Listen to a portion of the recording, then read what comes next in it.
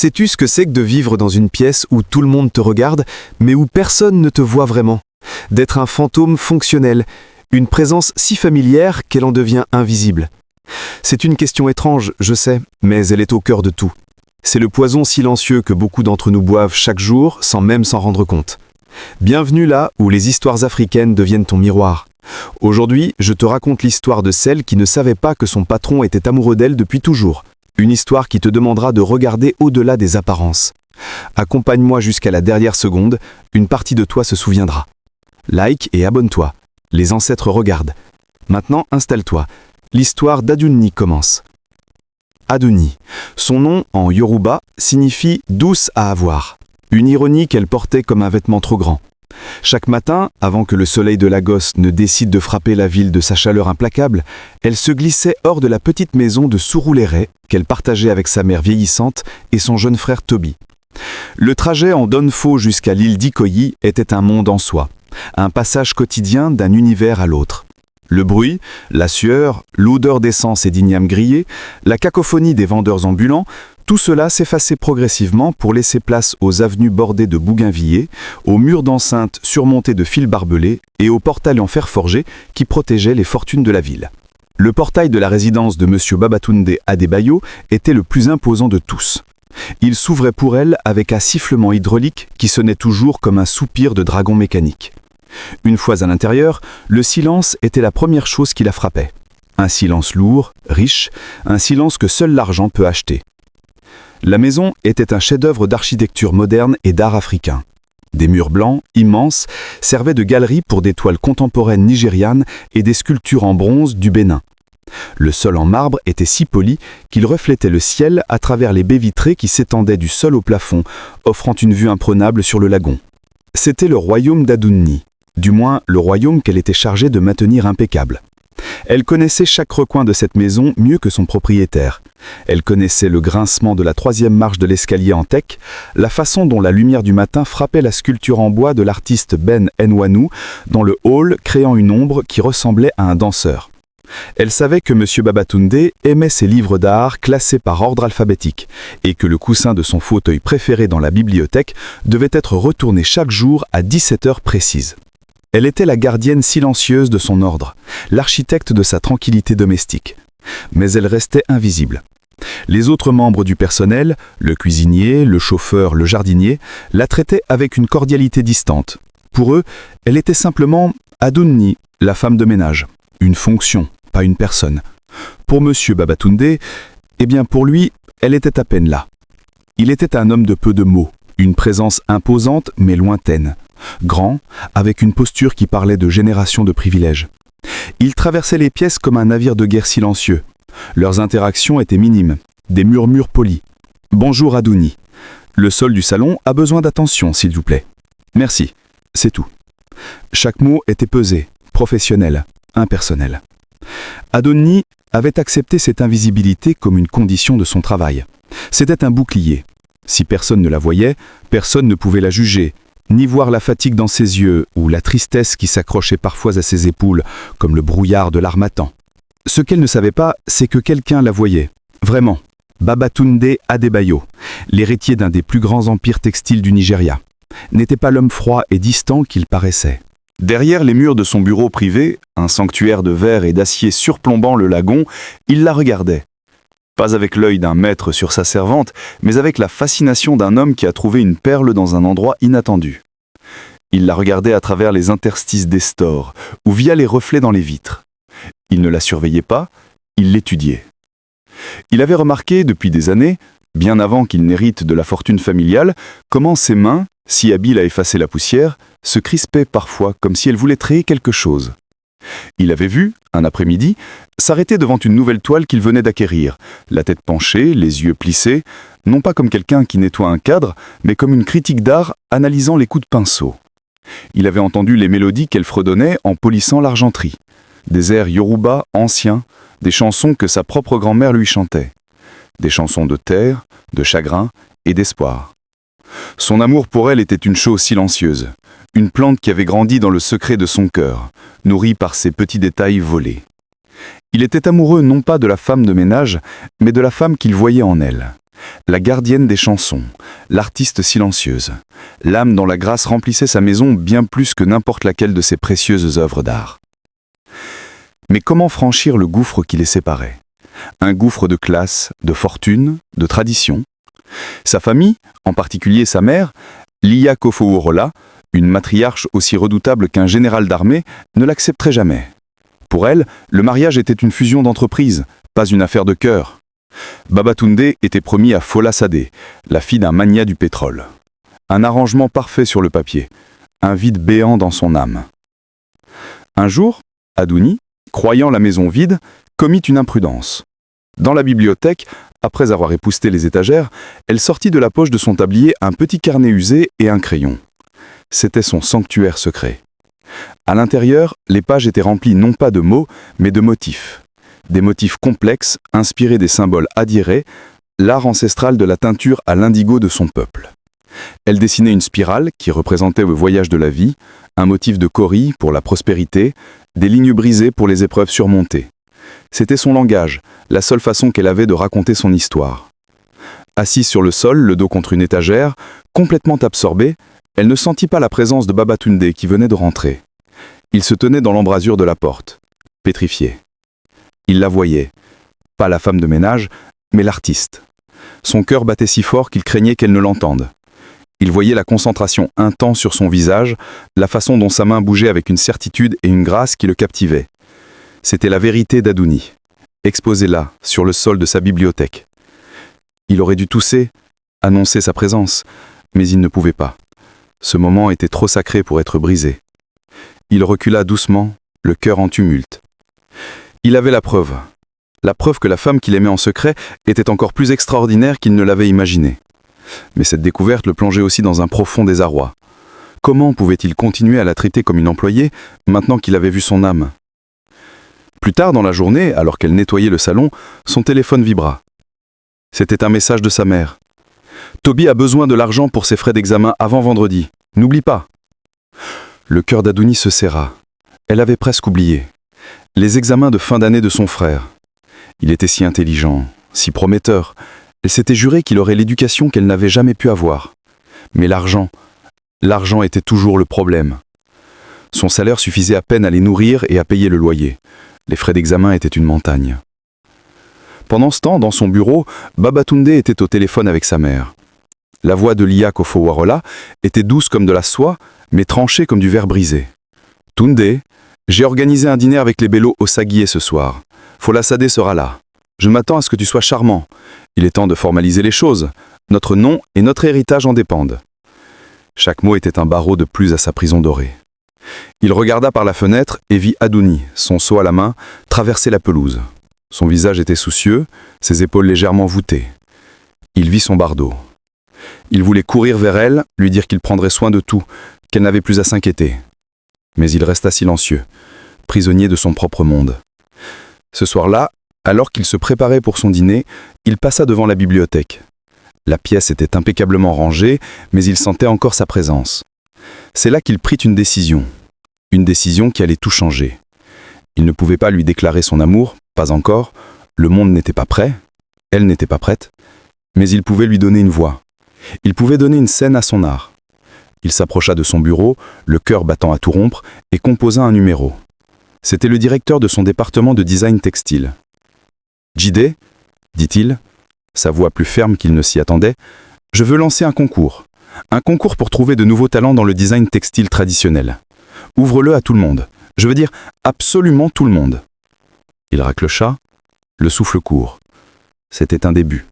Un fil ténu jeté par-dessus le gouffre.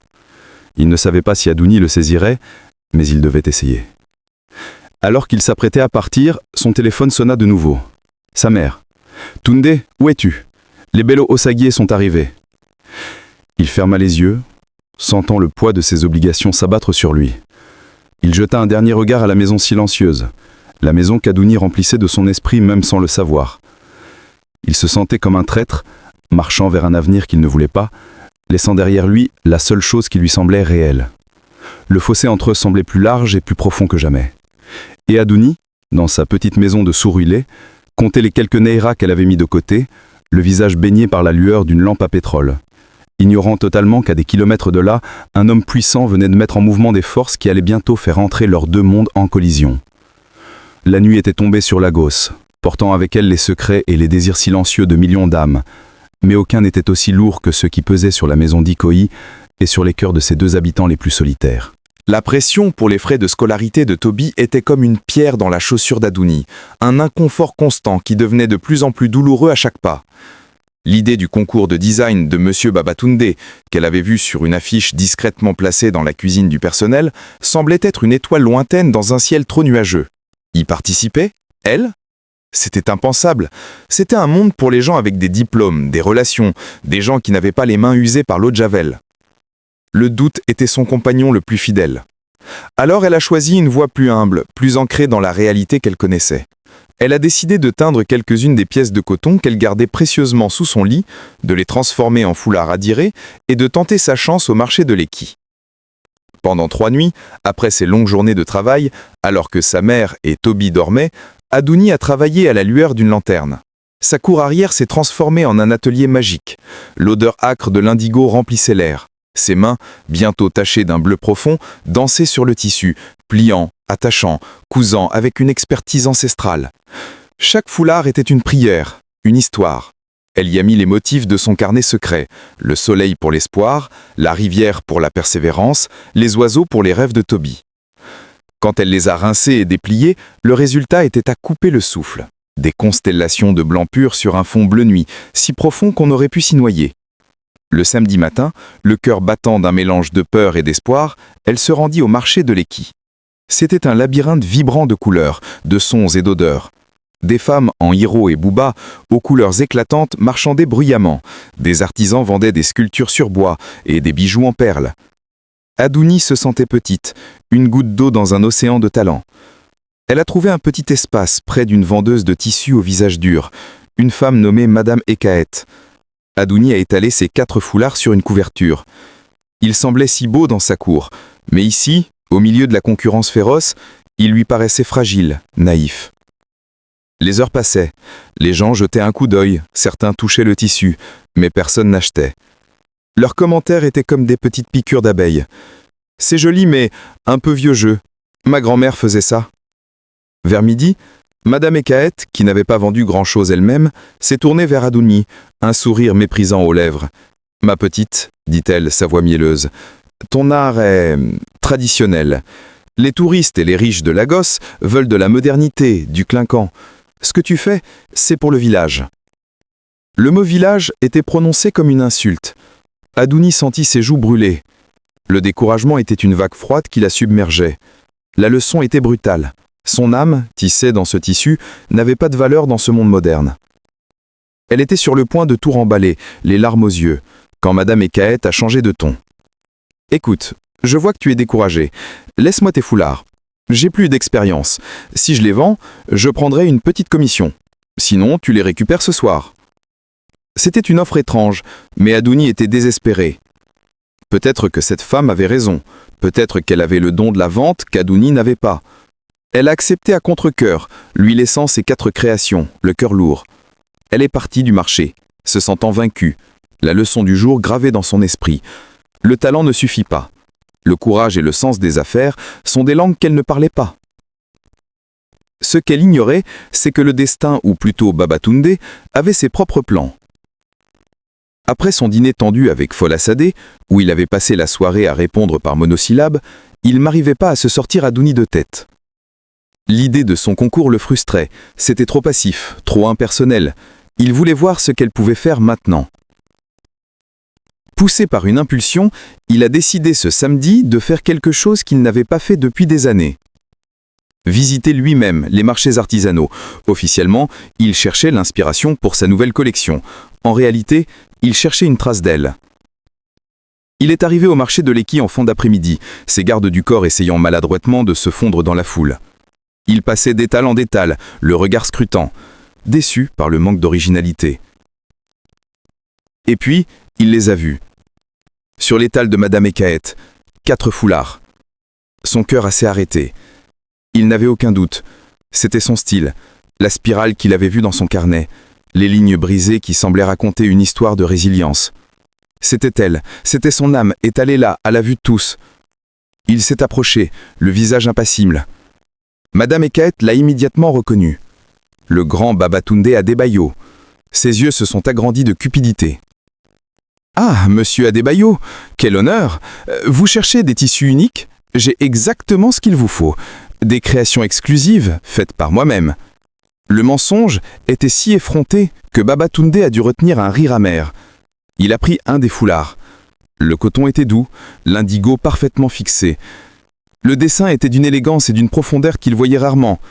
« Ils sont magnifiques, dit-il, sa voix neutre. Je les prends tous. Combien ? Madame Ekaet, pris court par la rapidité de la vente, a annoncé un prix exorbitant, 10 fois ce qu'Adouni aurait osé demander. Sans discuter, Babatunde a sorti une liasse de billets de sa poche et l'a payé. Il ne voulait pas faire de scène, pas ici. Humilier cette femme ne servirait à rien. La seule chose qui comptait était de récupérer ces morceaux de l'âme d'Adouni et de les mettre en sécurité. Alors qu'il partait, les 4 foulards précieusement tenus par son garde du corps, il a entendu Madame Ekaet se vanter à sa voisine. « Tu as vu ça? J'ai l'œil pour le talent !» Babatunde a serré les poings, une colère froide montant en lui. Une colère contre ce monde qui piétinait la beauté et le talent authentique. Plus tard ce soir-là, Adouni est retournée au marché, le ventre noué d'appréhension. Elle s'attendait à retrouver ses foulards invendus. À sa grande surprise, Madame Ekaet l'a accueillie avec un immense sourire. « Ma chérie, tu as de la chance. Un riche touriste est passé. Il était fou de tes créations. Il a tout acheté. » Elle lui a tendu une liasse de Neira. C'était plus d'argent qu'Adouni n'en avait jamais tenu dans ses mains. C'était assez pour les frais de Toby et il en resterait même pour un bon repas et un petit cadeau pour sa mère. Adouni était stupéfaite. Un flot de soulagement et de joie pure l'a envahi. Ses mains tremblaient en prenant l'argent. Elle a remercié Madame Ekaet avec effusion, son cœur débordant de gratitude. Pour la première fois depuis des semaines, elle se sentait légère. Elle a couru jusqu'à l'arrêt de bus, serrant l'argent contre sa poitrine. Elle avait réussi. Contre toute attente, elle avait réussi. Cette fausse victoire était douce, enivrante. Elle s'est permis de rêver. Peut-être que Madame Ekaet avait tort. Peut-être que son art avait une place dans ce monde après tout. Peut-être qu'elle n'était pas si invisible. Pendant ce temps, à Ikoyi, Babatunde était assis dans sa bibliothèque, les 4 foulards étalés sur la grande table en acajou. La lumière tamisée faisait ressortir la profondeur de l'indigo. Il les touchait avec une douceur presque religieuse. Il avait sauvé son art de l'oubli et du mensonge, mais il se sentait plus loin d'elle que jamais. Il avait payé pour son talent, comme n'importe quel autre client riche. Il ne l'avait pas reconnu, il ne lui avait pas donné le crédit qui lui était dû.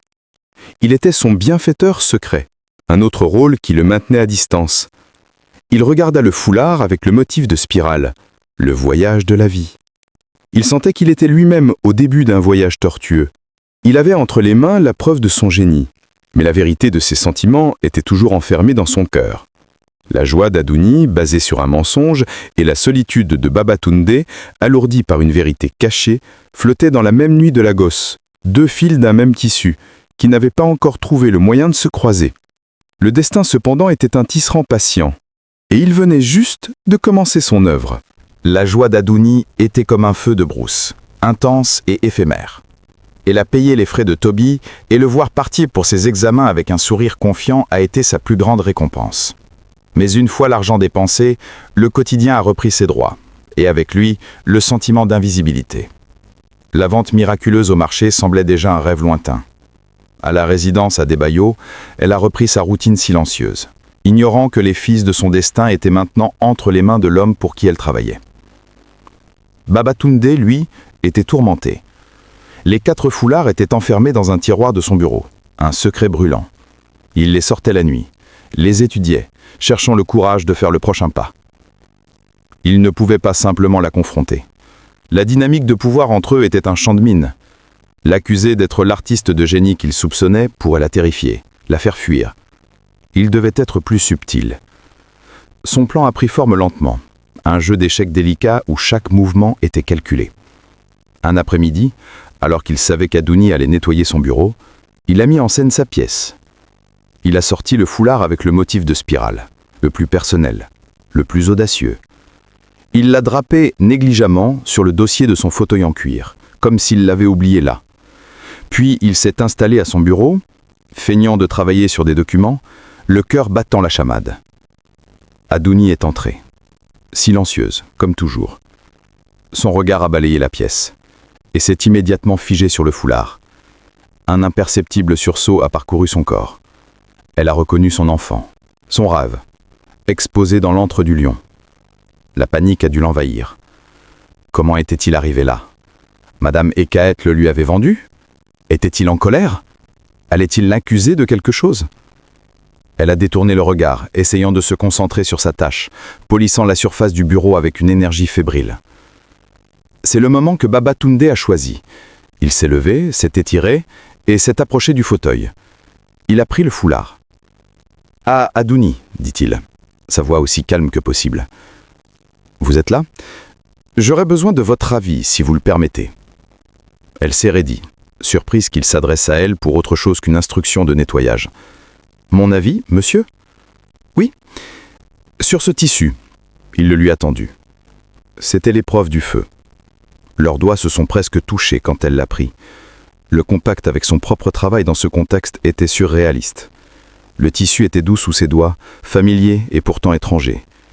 Elle a baissé les yeux, incapable de croiser son regard. Son esprit tournait à toute vitesse. Devait-elle avouer? Dire « C'est moi, je l'ai fait ?» La peur l'a emportée. La peur de l'humiliation, du renvoi, de briser le fragile équilibre de sa vie. La leçon que le monde lui avait apprise était de rester à sa place. Alors elle a mis le masque de l'employé de maison. « Il est très beau, monsieur, » murmura-t-elle. « Les couleurs sont profondes. »« Le design, » insista-t-il doucement. « Que pensez-vous du design? Je l'envisage pour une nouvelle ligne, une collection capsule. Est-ce que c'est authentique ?» C'était un coup de poignard. Il lui demandait de juger son propre âme avec le détachement d'une étrangère. Elle a rassemblé tout son courage. « Le motif de spirale, dit-elle, sa voix à peine audible, c'est un ancien symbole. Il représente le voyage, le destin. Il est bien exécuté. C'est un travail honnête. » Un travail honnête. Le mot a résonné entre eux. Pour lui, c'était un aveu codé. Pour elle, c'était la plus grande vérité qu'elle osait prononcer. Il y avait une tristesse infinie dans ce moment. Il voyait son talent, elle voyait son intérêt. Mais le mur social entre eux était fait de verre blindé. Ils pouvaient se voir mais ne pouvaient pas s'atteindre. Il était sur le point de la pousser un peu plus loin, de lui demander qui était l'artiste, quand la porte du bureau s'est ouverte sans qu'on frappe. Liakofowora Adebayo est entrée dans la pièce comme une reine inspectant son domaine. Grande, vêtue d'un ensemble en brocart doré qui semblait capter toute la lumière, elle dégageait une autorité glaciale. Son regard a balayé la scène. Son fils, debout, trop près de la femme de maison, tous les deux tenant un morceau de tissu commun. Son visage s'est durci. « Tunde », dit-elle, d'une voix un murmure dangereux. « Qu'est-ce que c'est que cette distraction ?» Babatunde a lâché le foulard comme s'il était brûlant. Adouni a reculé d'un pas, essayant de se fondre dans le décor. « Mère, je ne t'attendais pas ?»« Évidemment. J'ai dû venir moi-même te rappeler tes obligations. Le dîner de fiançailles est dans 2 semaines. » Et je te trouve ici, à perdre ton temps avec... Son regard a glissé sur le foulard dans la main d'Adouni, puis sur Adouni elle-même, avec un dédain qui était une gifle physique. Des babioles et le personnel. Chaque mot était une lame de glace. Adouni a senti tout le sang quitter son visage. Le personnel. Elle n'était même pas une personne, juste une catégorie. Une babiole. Son art, son âme, était une babiole. Liakofoworola s'est approchée, a arraché le foulard des mains tremblantes d'Adouni et l'a jeté sur le bureau. « Ce genre de choses, dit-elle en s'adressant uniquement à son fils, comme si Adouni n'existait pas, appartient au marché de touristes, pas à la maison Adebayo. Concentre-toi sur ce qui est important. Fola Sadé est une femme de goût. Elle ne tolérera pas de telle vulgarité. » Vulgarité, c'était le coup de grâce. Les larmes montaient, brûlantes, dans les yeux d'Adouni. Elle ne pouvait pas rester là. Elle ne pouvait pas respirer la même air que cette femme. Murmurant une excuse inaudible, elle a tourné les talons et s'est enfuie. pas seulement du bureau, mais de la scène de son humiliation la plus profonde. Elle a couru à travers les couloirs immaculés, sa vision brouillée par les larmes, jusqu'à la petite salle de repos du personnel. Là, dans l'obscurité, elle a laissé les sanglots la secouer. Ce n'était pas seulement l'insulte de Lia, c'était la confirmation de sa plus grande peur. La voix de sa mère qui lui disait toujours de ne pas rêver trop grand, la voix de Madame Ekaet la traitant de villageoise. Toutes ces voix avaient raison. Elle ne tait rien.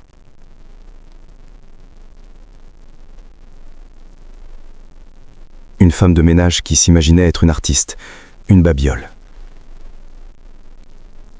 Dans le bureau, un silence de mort régnait. Babatunde tremblait de rage. Il n'avait jamais haï sa mère autant qu'à ce moment précis. Comment as-tu osé l'humilier comme ça? Sa mère a levé un sourcil parfaitement dessiné. L'humilier? Mon cher fils, je t'ai rendu service. Je t'ai rappelé ta place. Et la sienne. Cette fille n'est qu'une distraction dangereuse. Oublie-la. Pense à ton avenir. Pense à notre nom. Il a regardé la porte par laquelle Adouni s'était enfui. Il a senti sa douleur comme si c'était la sienne. Et il a su qu'il l'avait laissé tomber. Son silence, sa peur de sa propre mère l'avait rendu vulnérable. Sa tentative subtile de l'élever s'était transformée en un piège qui l'avait écrasé. Ce soir-là, Adouni n'est pas rentrée chez elle. Elle a erré dans les rues de Lagos, laissant le bruit de la ville couvrir le cire de son cœur brisé. Quand elle a finalement rentré bien après minuit, sa décision était prise. Elle ne pouvait plus retourner dans cette maison. Elle ne pouvait plus faire face à cet homme qui, par son silence, avait cautionné son humiliation. Elle ne pouvait plus nettoyer les traces d'un monde qui la considérait comme de la poussière. Le lendemain matin, elle a écrit une courte lettre de démission. Pas d'explication, pas d'accusation. Juste quelques mots polis. Elle l'a confié à un autre employé pour qu'il la remette à M. Babatunde. Puis, elle a tourné le dos à Ikoyi pour de bon, laissant derrière elle non seulement un travail, mais aussi les restes brisés d'un rêve qu'elle avait à peine osé toucher. Quand Babatunde a lu la lettre de démission d'Adouni, le papier semblait peser une tonne dans sa main. Les mots polis et impersonnels étaient plus violents qu'une page de reproches. C'était le son du silence, le son d'une porte qui se ferme pour toujours. Une panique froide, comme il n'en avait jamais ressenti, s'est emparée de lui. Il avait tout gâché. Son plan subtil, sa patience, tout avait volé en éclats à cause de son manque de courage face à sa mère. Il a passé une journée entière dans un état second, la maison semblant vide et terne sans sa présence discrète. Chaque pièce lui rappelait son échec. La bibliothèque où il l'avait vue dessiner, son bureau où elle avait été humiliée, il ne pouvait pas la laisser partir. Pas comme ça, pas avec cette blessure entre eux. Ce n'était plus une question d'amour romantique, c'était une question de justice. La justice pour son talent, pour sa dignité. Le soir venu, il a pris une décision qui allait à l'encontre de toutes les règles de son monde. Il a renvoyé son chauffeur, a pris les clés de sa propre voiture, une chose qu'il faisait rarement, et a quitté l'enceinte sécurisée d'Ikoyi. Il a entré Surulere dans son GPS, un nom de quartier qui, pour beaucoup de gens de sa classe, était aussi abstrait que la lune. Il conduisait à travers le chaos de Lagos. Le contraste entre son Mercedes silencieux et les Danfo jaunes surchargés qui le frôlaient était saisissant. Il n'appartenait pas à ce monde. De rues animées, de vendeurs de souya dont la fumée épicée emplissait l'air, d'enfants jouant au football sous la lueur des lampadaires. Il a suivi les indications, se sentant de plus en plus comme un étranger sur une autre planète. Il a trouvé sa rue, une ruelle de terre battue bordée de petites maisons aux toits de tôle ondulés. Il a garé sa voiture, un vaisseau spatial chromé au milieu d'un parking de canoës, et a immédiatement attiré l'attention. Des visages curieux apparaissaient aux fenêtres, des enfants ont arrêté de jouer pour le dévisager. Il a vérifié l'adresse qu'il avait trouvée dans son dossier d'employé, le cœur au bord des lèvres. C'était là, une petite maison simple, mais dont la cour était propre et balayée. De la musique s'échappait d'une fenêtre. Il a hésité un instant, réalisant la portée de son geste. Un homme comme lui ne venait pas dans un endroit comme celui-ci sans une très bonne raison. Il a frappé à la porte. Une femme plus âgée, au visage doux mais fatigué, a ouvert. C'était la mère d'Adouni. Elle l'a regardé avec méfiance. « Oui ? Bonsoir, madame. Je cherche Adouni. Je suis son employeur, Babatunde Adebayo. » Le nom a eu l'effet d'une petite bombe. La mère d'Adouni l'a dévisagé, un mélange de peur et de colère dans les yeux. Elle ne travaille plus pour vous, elle est occupée.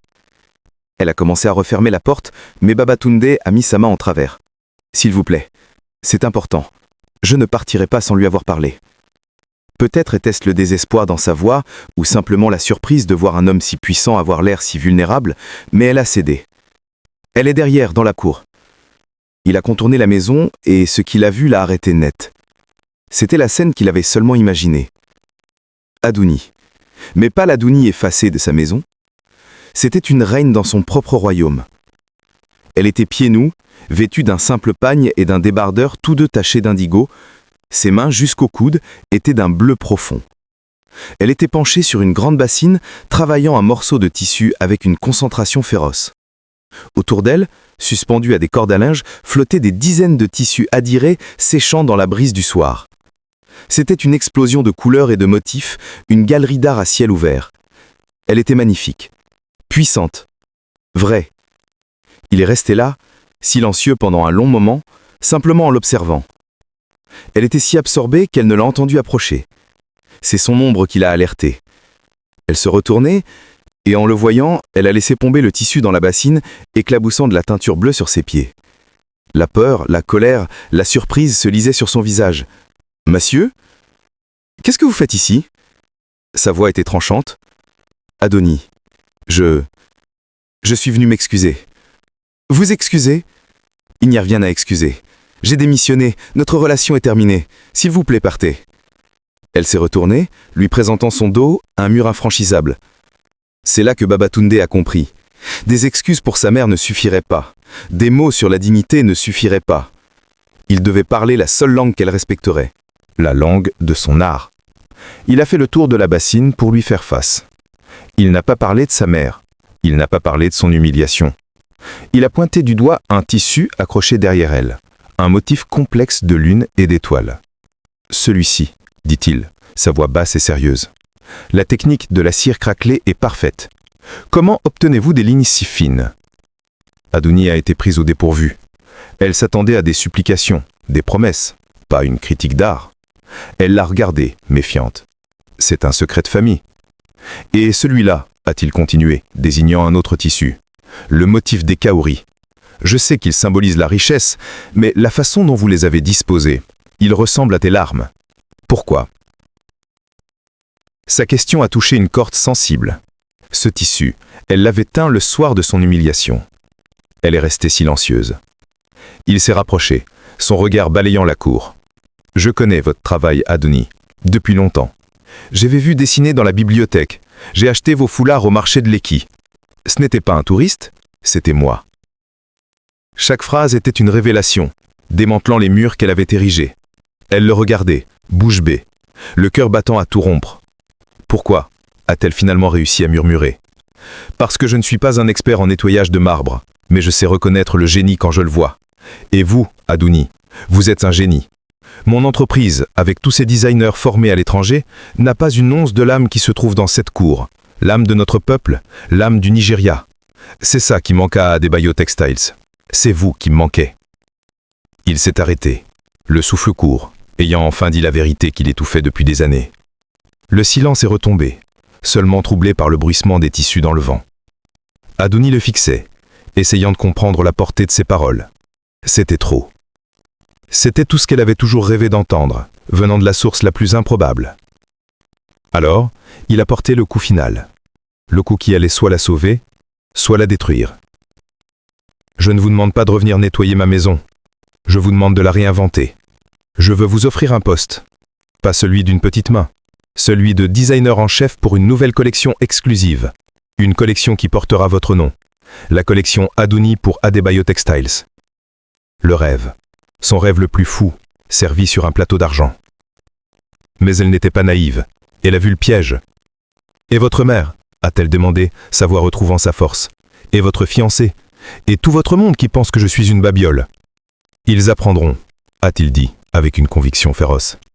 « C'est la condition, » a-t-il admis, son regard intense. « Ce ne serait pas facile. Vous devrez affronter mon monde. Vous devrez vous battre pour votre place, pour votre nom. Ils essaieront de vous détruire. Mais je serai là.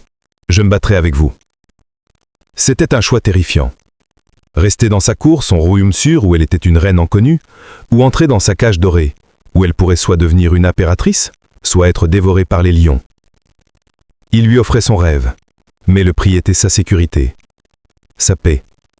Elle a regardé ses mains, tachées d'indigo, la preuve de son identité. Puis, elle a levé les yeux vers lui, cet homme qui avait traversé les frontières de leur monde pour la trouver. Pour la première fois, elle ne voyait pas son patron, elle voyait un homme qui voyait elle. Et dans son regard, elle a vu le reflet de la femme qu'elle pourrait devenir. Le choix n'était pas vraiment un choix, c'était un destin. J'accepte, elle a dit. Et le mot a flotté dans l'air de la nuit, lourd de promesses et de dangers. Entrer dans le siège d'Adebayo Textile par la grande porte, non pas en tant que femme de ménage, mais en tant que designer, fut pour Adouni comme apprendre à respirer un nouvel air. Tout était intimidant. Les bureaux en open space au design épuré, le bourdonnement de l'ambition, les regards curieux et souvent méfiants des autres employés. Les premières semaines furent une épreuve. Elle a été présentée comme une consultante en design traditionnel, un titre vague qui n'a fait qu'alimenter les murmures. Qui était cette femme sortie de nulle part que le grand patron lui-même semblait chaperonner? Babatunde tenait sa promesse. Il était son bouclier. Il lui a donné le plus grand studio, les meilleurs assistants et un accès illimité aux archives de l'entreprise. Mais il a aussi compris qu'il ne pouvait pas la surprotéger. Elle devait gagner sa propre légitimité.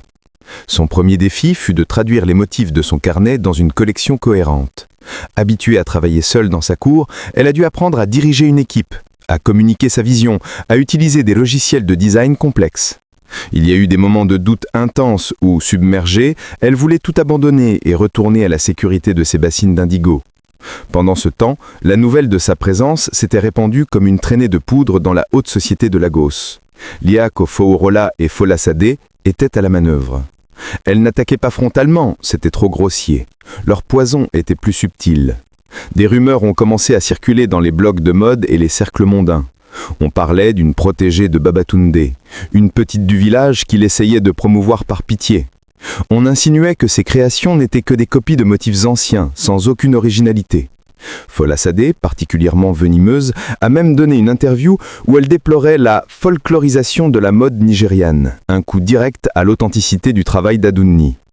Chaque rumeur était une pierre lancée contre la confiance fragile d'Adouni, mais à chaque fois qu'elle chancelait, Babatunde était là. Pas pour la consoler, mais pour la recentrer.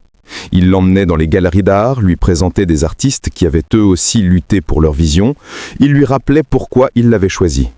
Leur relation se transformait. La dynamique patron-employé s'effaçait pour laisser place à un partenariat fondé sur un respect mutuel profond. Dans le silence de leur studio, tard le soir, entourés de croquis et d'échantillons de tissus, ils partageaient plus que des idées de design. Ils partageaient leurs peurs, leurs rêves. Il lui a parlé de la pression de son nom de famille, de la solitude au sommet. Elle lui a parlé de son frère, de la fierté et du fardeau d'être le pilier de sa famille. Une tendresse est née entre eux, une affection qui n'avait plus besoin de se cacher derrière des regards volés. Adouni a décidé de nommer sa collection Acha, qui signifie tradition ou culture en Yoruba. Ce n'était pas une simple collection de vêtements, c'était un manifeste. Chaque pièce racontait une histoire, chaque motif était un hommage à ses ancêtres réinterprété avec une modernité audacieuse. Elle a mélangé la dirée avec de la soie, du cuir, créant des silhouettes qui étaient à la fois royales et avant-gardistes. Plus elle travaillait, plus elle grandissait. La femme timide qui n'osait pas lever les yeux laissait place à une directrice artistique qui défendait ses choix avec passion. Le jour du lancement est arrivé. L'événement se tenait dans une galerie d'art prestigieuse de Victoria Island. Tout le gratin de Lagos était là. Mania des affaires, célébrités de Nollywood, influenceurs et bien sûr le clan Adebayo au grand complet avec Fola Sadé à leur côté, ressemblant à un oiseau de proie dans une robe de créateur européen. Adouni se tenait en coulisses, le cœur battant à se rompre. Elle portait l'une de ses propres créations, une robe majestueuse qui mariait la profondeur de l'indigo à des éclats d'or. Elle était terrifiée. Babatunde l'a rejointe. Il n'a rien dit. Il a simplement pris sa main et l'a serrée. C'était tout ce dont elle avait besoin. Le défilé a commencé. La musique, un mélange envoûtant de percussions traditionnelles et de rythmes électroniques, a rempli la salle. La première mannequin est apparue. Un silence stupéfait s'est abattu sur l'assemblée. Ce n'était pas folklorique, ce n'était pas villageois, c'était puissant, élégant, nouveau. Chaque pièce qui suivait était un coup de maître. Les motifs d'Adouni prenaient vie, dansant sur les corps des mannequins, racontant des histoires de rois, de reines, de guerriers et de poètes. C'était un triomphe. On pouvait le sentir dans l'air. Les murmures de scepticisme avaient été remplacés par des chuchotements d'admiration. À la fin du défilé, quand Adouni est monté sur le podium pour saluer, l'ovation a été assourdissante. Les flashs des photographes crépitaient. Elle a cherché le regard de Babatunde dans la foule, il l'a regardé avec une fierté et un amour si intense que c'en était presque douloureux. C'est à ce moment que Lia Kofo-Worola a décidé de jouer sa dernière carte. Alors que les journalistes entouraient Adouni, la matriarche s'est frayé un chemin, son visage un masque de fausse bienveillance. « Félicitations, ma chère !» a-t-elle dit assez fort pour que tout le monde entende. « C'est un travail charmant. Vous devez être si fier d'avoir apporté un peu de votre milieu modeste dans un cadre si prestigieux. Dites-nous, d'où puisez-vous cette inspiration si rustique ?» Le piège était tendu. Elle essayait de la rabaisser une dernière fois, de la rappeler à sa condition d'origine, de la faire passer pour une simple artisane et non une créatrice. La foule s'est tue, sentant le drame. Adouni a senti le sol se dérober sous ses pieds. Mais avant qu'elle ne puisse répondre, Babatunde était à ses côtés. Il a pris le micro, son visage était calme, mais ses yeux brûlaient. Il n'a pas regardé sa mère, il a regardé Adouni. Puis il s'est tourné vers l'assemblée. Il a pris la main d'Adouni, non pas comme un amant, mais avec une déférence solennelle, comme en honneur une reine. Et il a parlé en Yoruba, sa voix résonnant avec l'autorité de ses ancêtres. Asho Toboju Wewe, Oroko Inlan Niege. La phrase a flotté dans le silence. Pour ceux qui ne comprenaient pas, les sous-titres de l'écran géant derrière eux traduisaient « Le tissu qui sied au visage gagne un grand nom ». C'était un proverbe puissant. Il ne la défendait pas. Il énonçait une vérité. Son talent, sa création, lui avait donné son nom. Elle n'avait pas besoin de son approbation, ni celle de quiconque. Elle l'avait gagnée elle-même. La salle était pétrifiée. Lia Kofo-Worola était livide. Babatunde a alors lâché le micro. Il s'est tourné complètement vers Adouni, ignorant les centaines de pères-dieux fixés sur eux. Le monde entier a disparu. Il n'y avait plus qu'elle. Sa voix s'est brisée, chargée de toutes les années d'émotions réprimées, et il a parlé en français, des mots destinés à elle seule mais offerts au monde entier. Adouni, je n'ai pas seulement vu ton art. Je t'ai vu. Pendant tout ce temps, je t'ai toujours vu. Et puis, il a fait ce qu'il rêvait de faire depuis des années. Il s'est penché et a posé ses lèvres sur celles. Ce n'était pas un baiser passionné et hollywoodien. C'était un baiser doux, tendre, un baiser de reconnaissance, un saut sur une promesse, un aveu, un couronnement. Pendant une seconde, le silence fut absolu, comme si tout Lagos retenait son souffle. Puis, quelqu'un a applaudi. Puis un autre. Et bientôt, toute la galerie a éclaté en une ovation tonnétriante, non seulement pour la collection, mais pour ce moment de vérité brute. Adouni, les larmes coulant sur ses génaux, a répondu à son baiser, et dans cette étreinte, sur cette scène, sous les lumières aveuglantes, elle n'était plus la femme de ménage invisible, elle était Adouni, l'artiste, la créatrice, et elle était aimée. Le baiser sur le podium n'était pas une fin, mais un commencement. Il a fait la une de tous les magazines et blogs le lendemain. Le roi du textile et sa reine de la d'hier, titrait l'un. L'amour cousu de fil d'or, disait un autre. Pour Adouni et Babatunde, cependant, la vraie histoire se déroulait loin des flashs, dans le calme retrouvé de leur nouvelle vie. Quelques semaines plus tard, le ciel de Lagos semblait plus clair, les couleurs plus vives. Adouni n'habitait plus à Surulere. Babatunde avait insisté pour qu'elle, sa mère et Toby déménagent dans une belle maison non loin de la sienne. Une maison avec une grande cour qu'elle a immédiatement transformée en un atelier encore plus grand et plus beau. Mais elle n'avait pas oublié d'où elle venait. Une partie des bénéfices de sa collection Achat a été utilisée pour créer une fondation soutenant les artisans traditionnels des villages, leur donnant accès à de meilleurs matériaux et à un marché plus large. Elle n'était plus la femme qui se sentait invisible. Elle était devenue celle qui aidait les autres à être vue. Leurs relations professionnelles et personnelles s'épanouissent. Le bureau d'Adebayo Textiles est devenu leur terrain de jeu créatif. Ils passaient des heures à débattre de nuances de couleurs, de textures de tissus, à rêver à de futures collections. Il était le stratège, l'homme d'affaires visionnaire. Elle était l'âme, le cœur créatif. Ensemble, ils étaient invincibles. Quant à Lia Koforoworola, elle a dû faire face à la réalité. Son fils avait fait son choix, publiquement et sans équivoque. Le monde des affaires, initialement choqué, avait rapidement applaudi. La collection Achat était un succès commercial retentissant, propulsant Adebayo Textiles sur la scène internationale. Face à ce succès, l'opposition de la matriarche s'est transformée en un silence glacial. Elle n'a jamais présenté d'excuses, mais elle a cessé ses attaques. Sa défaite était silencieuse mais totale. Fola Sadé, elle, a disparu de la scène sociale. Son projet de mariage s'étant évaporé sous les applaudissements destinés à une autre. Un soir, Adoni et Babatunde se tenaient sur la terrasse de la maison d'Ikoyi, la même maison où elle avait autrefois nettoyé les sols en silence. Ils regardaient le lagon, les lumières de la ville scintillant comme des milliers de diamants. Elle portait une de ses robes, simple mais élégante. Il avait son bras autour de ses épaules. Tu te souviens, au début, je t'ai demandé si tu savais ce que c'était que d'être regardé sans être vu. Adoni s'est tourné vers lui, un léger sourire aux lèvres. J'étais cette personne. Non, a-t-il dit doucement, en la faisant lui faire face. Tu n'as jamais été invisible. C'est juste que le monde était aveugle. Moi y compris pendant trop longtemps. J'étais juste assez chanceux d'ouvrir les yeux avant tout le monde. Elle a posé sa tête contre son torse, écoutant les battements de son cœur. Tout le bruit du passé, les humiliations, les doutes, semblaient lointains, comme l'écho d'une autre vie. Elle avait trouvé sa voie, son nom, son amour. Non pas parce qu'un prince charmant l'avait sauvée, mais parce qu'elle avait osé être elle-même, et qu'il avait eu le courage de voir cette vérité. Tu vois, cette histoire n'est pas seulement une histoire d'amour. C'est une leçon sur la valeur. La valeur que l'on porte en soi, que les autres la reconnaissent ou non. Il y a un proverbe yoruba qui dit « Celui qui sculpte un mortier ne le fait pas pour que les esprits y pilent l'igname, mais pour que les hommes s'en servent. » Ton talent, tes rêves, tes dons, ne sont pas faits pour rester cachés dans le monde des esprits et dans le secret de ton cœur. Ils sont faits pour être vus, utilisés, partagés dans le monde des vivants.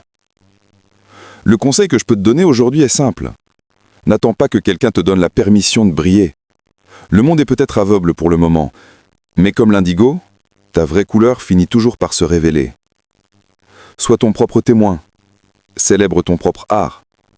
Et un jour, la bonne personne ne se contentera pas de regarder dans ta direction, elle te verra vraiment. Commente. Quel est le talent que tu caches au monde? Quelle est cette part de toi qui attend d'être vue? Je lis chaque réponse. Et avant de nous quitter, un aperçu de notre prochaine rencontre.